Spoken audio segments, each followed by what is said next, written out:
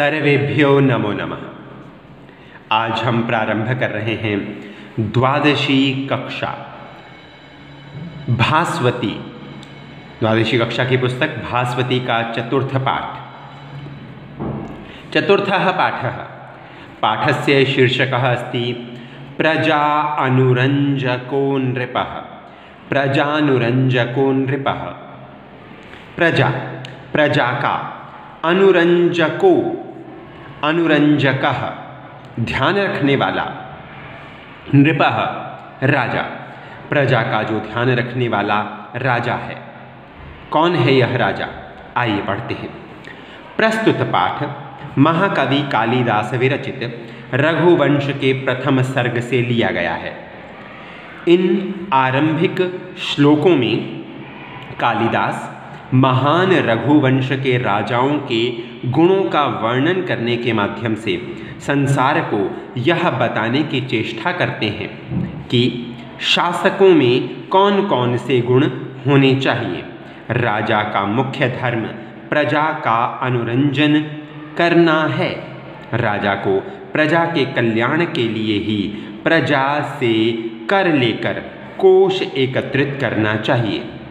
कर ग्रहण करने का उद्देश्य आपत्ति आने पर प्रजा का कष्ट निवारण करना होता है। राजा को विद्वान, सत्यवादी, इंद्रिय निग्रही तथा प्रजापालक होना चाहिए।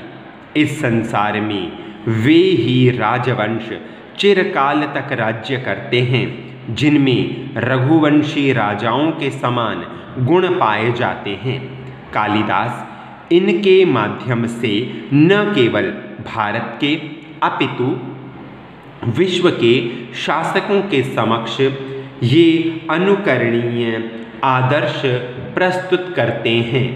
प्रजापालक, प्रजापालन, प्रजानुरंजन ही शासक का मुख्य धर्म है।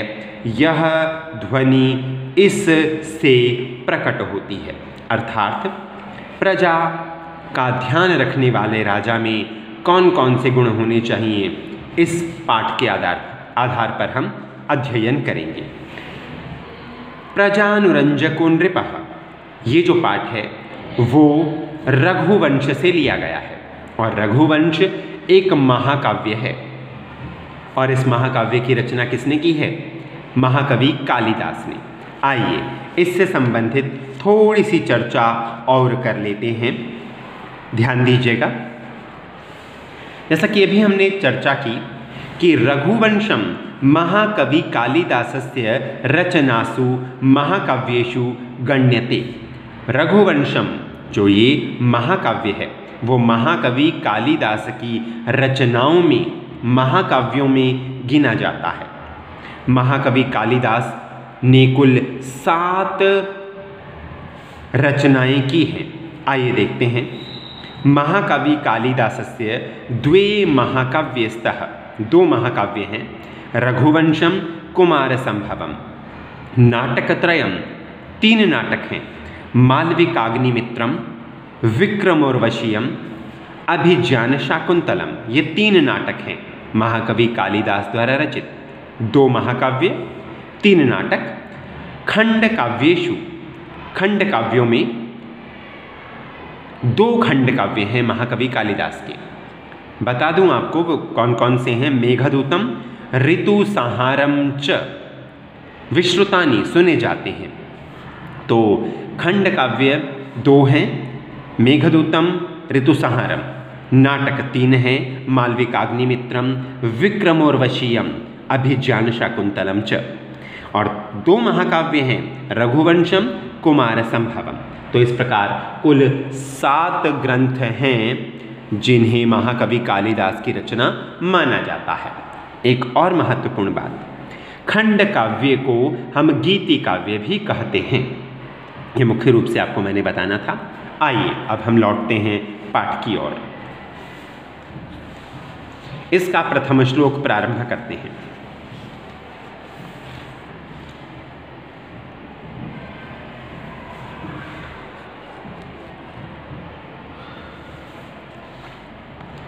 जो प्रथम श्लोक है आइए अध्ययन। त्यागाय संभृतार्थानां सत्याय मितभाषिणां यशसे विजिगीषूणां प्रजायै गृहमेधिनां। त्यागाय संभृतार्थानां सत्याय मितभाषिणां यशसे विजिगीषूणां प्रजायै गृहमेधिनां। त्यागाय संभृतार्थानां सत्याय मितभाषिणां यशसे विजिगीषूणां प्रजायै गृहमेधिनां। अर्थ समझते हैं। इस श्लोक में रघुवंशियों के गुणों का व्याख्यान किया गया है। त्यागाय, त्याग के लिए, चतुर्थी एकवचन। त्याग के लिए, संभृतार्थानां, इसके अर्थ को देख लेते हैं। सम अच्छी प्रकार से, संभृत पूरा एक प्रकार से लेंगे, एक ही पद है ये। संभृत इकट्ठा करना। किसे इकट्ठा करना? अर्थ, धन को इकट्ठा करना। उससे पहले कि मैं इसका अर्थ प्रारंभ करूं, इसका संधि विच्छेद एक बार देख लेते हैं ताकि उसके अनुसार आप इसके अर्थ को और अच्छे से समझ पाएंगे।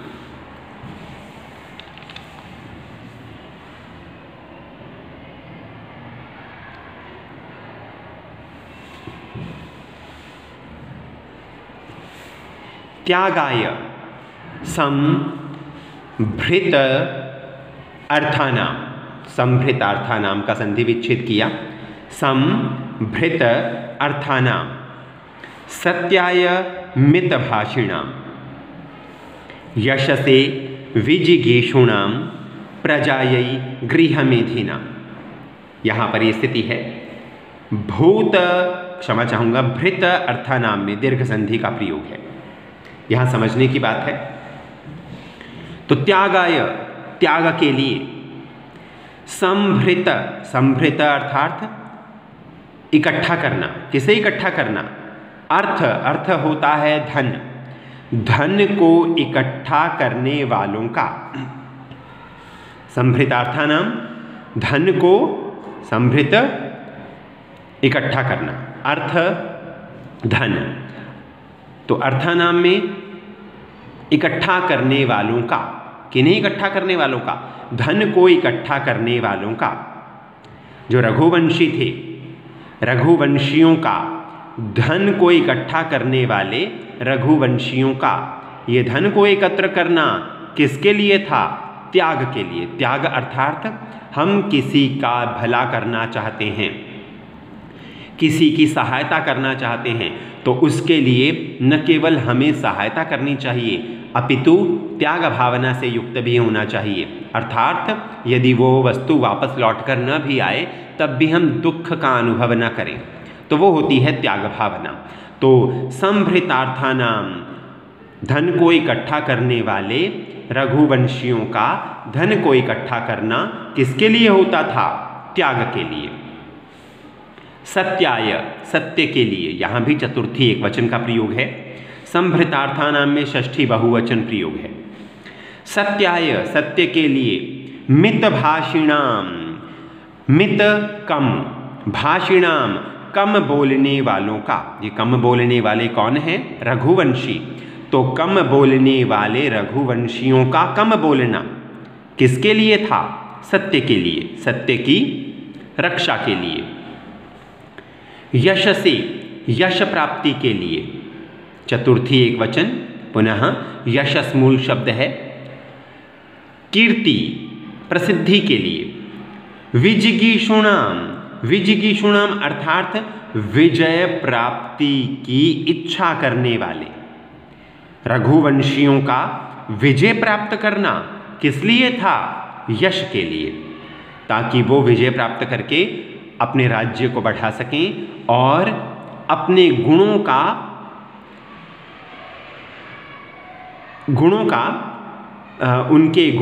उनके राज्यों में प्रसिद्धि विस्तार हो सके और वो प्रसिद्धि प्राप्त कर सके अपने गुणों के कारण से। तो विजय प्राप्त करने वाले रघुवंशियों का विजय प्राप्त करना यश प्राप्ति के लिए होता था। प्रजायै, यहाँ प्रजा मूल शब्द है, चतुर्थी एक वचन का प्रयोग। प्रजायै, यहाँ प्रजा के दो अर्थ हैं। एक तो संतान, देखिए राजा जो अपनी प्रजा का पालन करता है वो अपनी संतान की तरह करता है, तो प्रजा अर्थात प्रजा जो राजा की प्रजा होती है, और संतान भी कर सकते हैं।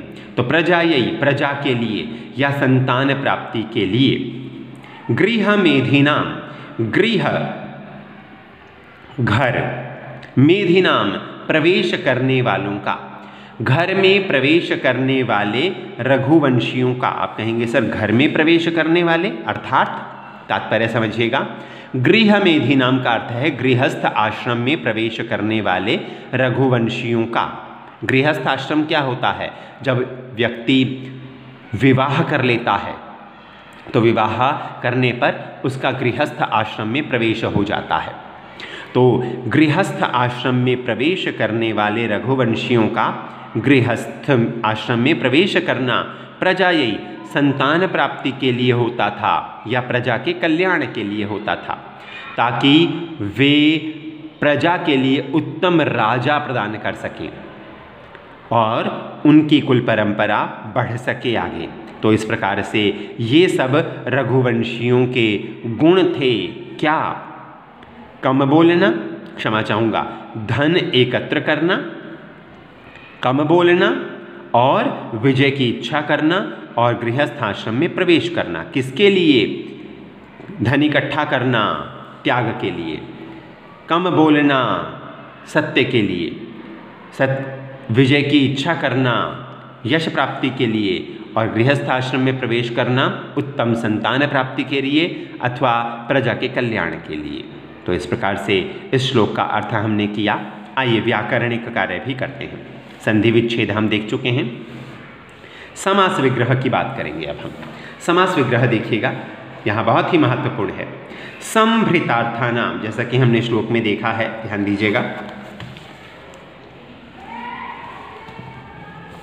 त्यागाय, त्याग मूल शब्द है, चतुर्थी एक वचन। सत्य मूल शब्द है, चतुर्थी एक वचन। यशसे, यशस मूल शब्द है, चतुर्थी एक वचन। प्रजायै, प्रजा मूल शब्द है, चतुर्थी एक वचन। और बाकी इन चारों पदों में संभृतार्थानाम में षष्ठी बहुवचन, मितभाषिणाम षष्ठी बहुवचन, विजिघीषुणाम षष्ठी बहुवचन, गृहमेधिनाम षष्ठी बहुवचन। आइए समास विग्रह देखते हैं। संभृतार्थानाम, संभृत, संभृतः इकट्ठा किया गया, अर्थः धन, यही जिनके द्वारा, तेषाम उनका, धन इकट्ठा गया किया गया, जिनके द्वारा उनका धन इकट्ठा करना किसके लिए होता था? त्याग के लिए। तो उसी अर्थ को यहाँ बताता ये बहुव्रीहि समास विग्रह। संचित धनानाम, संभृतार्थानाम का पर्याय पद संचित धनानाम। अब देखिए ये रघुवंशियों का विशेषण है। मित भाषिणाम, मित कम, भाषिणाम बोलने वालों का, कम बोलने वालों का। यहाँ पर उपपद तत्पुरुष समास है। उपपद तत्पुरुष समास की विशेषता होती है कि इसका उत्तर पद क्रियापद होता है, परंतु जब हम समस्त पद बनाते हैं तो उस क्रियापद को यथावत नहीं लेते, एक अंश के रूप में उसका प्रयोग किया जाता है और रूप बन जाएगा मितभाषी। देखिए मैं आपको दिखाता हूं, ध्यान दीजिएगा, देखिएगा मितभाषी, मितभाषी से षष्ठी बहुवचन में मितभाषिणाम। ठीक है, अभी विस्तार इसका देखेंगे। तो हम देख रहे हैं मितभाषिणाम, मितम कम को, भाषन्ते बोलते हैं, ये जो, ते वे सब, तेषाम उनका, कम बोलने वाले जो हैं वे उन सब का कम बोलना किसके लिए होता था? सत्य के लिए। तो यहाँ पर उपपद तत्पुरुष समास है। मितभाषिणाम इसका पर्याय पद सीमित भाषण कर्तृणाम, इस प्रकार की स्थिति है यहाँ पर। विजिगीषुणाम, यहाँ पर वि उपसर्ग है, जी धातु है, सन प्रत्यय है और यहाँ पर उत्तम पुरुष बहुवचन का प्रयोग किया गया है, विजिगीषुणाम। क्षमा चाहूँगा, षष्ठी विभक्ति बहुवचन, यहाँ भी स्थिति समझिएगा, षष्ठी विभक्ति बहुवचन का प्रयोग है और इसका पर्याय पद हो जाएगा विजयस्य इच्छुकानाम, विजय की इच्छा करने वालों का। ये भी रघुवंशियों का विशेषण है।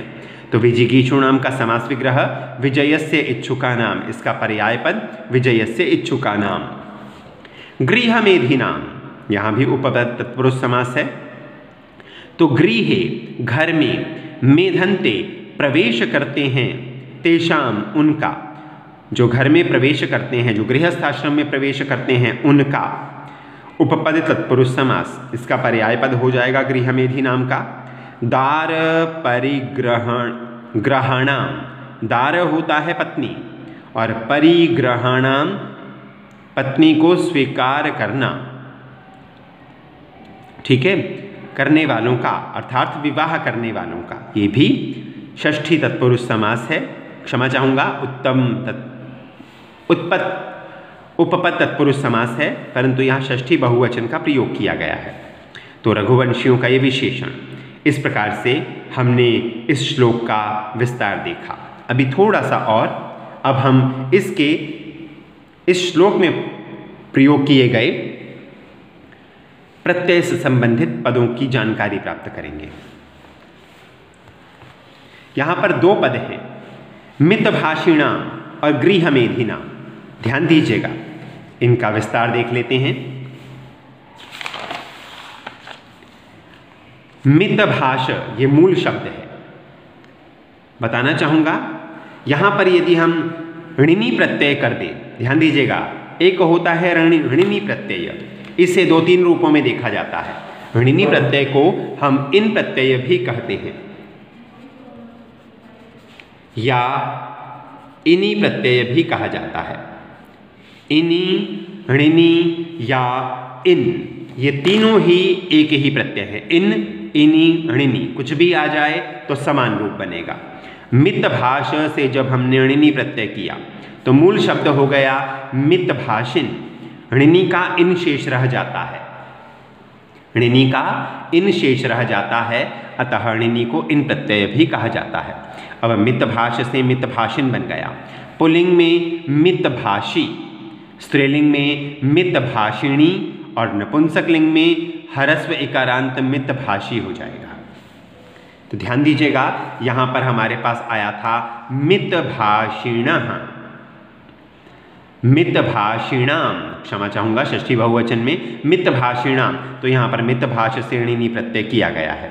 ऐसे ही गृहमेध, जमाणिनी किया, गृहमेधिन बन गया और गृहमेधि पुल्लिंग है ये, क्योंकि रघुवंशी राजा जो थे वो पुल्लिंग थे, ठीक है। तो यहाँ पर गृहमेधि नाम में भी षष्ठी बहुवचन का प्रयोग है। ध्यान से समझिएगा, जब भी आपको दीर्घ ईकारांत कोई पद मिल जाता है, दीर्घ ईकारांत, तो वो जरूरी नहीं कि हमेशा ही वो स्त्रीलिंग हो। पहले देख लीजिए, वो पद यदि पुल्लिंग है, दीर्घ ईकारांत है और वह पुल्लिंग है, तो उसमें कौन सा प्रत्यय है? ऋणी, इन या इनी, तीनों में से कोई भी प्रत्यय हो सकता है। ये एक ही प्रत्यय है, ठीक है। जब दीर्घ ईकारांत कोई भी पद मिल जाए, यदि वो स्त्रीलिंग नहीं है तो वो पुल्लिंग है, तो उसमें कौन सा प्रत्यय हो सकता है? ऋणी, इन या इनी। आइए अब हम इसके उपपद विभक्तियों की बात करते हैं। संभृतार्थानाम, संभृतार्थानाम अर्थात धन इकट्ठा करने वालों का, त्याग, त्याग के लिए। मितभाषिणाम, कम बोलने वालों का कम बोलना, सत्य, सत्याय। विजिगीषुणाम, यश से, यश के लिए, विजय प्राप्ति की इच्छा करने वालों का। और प्रजायई गृहमेधिनाम, प्रजा के लिए गृहस्थ आश्रम में प्रवेश करने वाले रघुवंशियों का। तो इस प्रकार से हमने ये प्रथम श्लोक व्याकरणिक कार्य के साथ करने का प्रयास किया। आशा करता हूँ स्पष्ट हो गया होगा। अग्रिम वीडियो में अग्रिम श्लोक के साथ। अतः नमो नमः।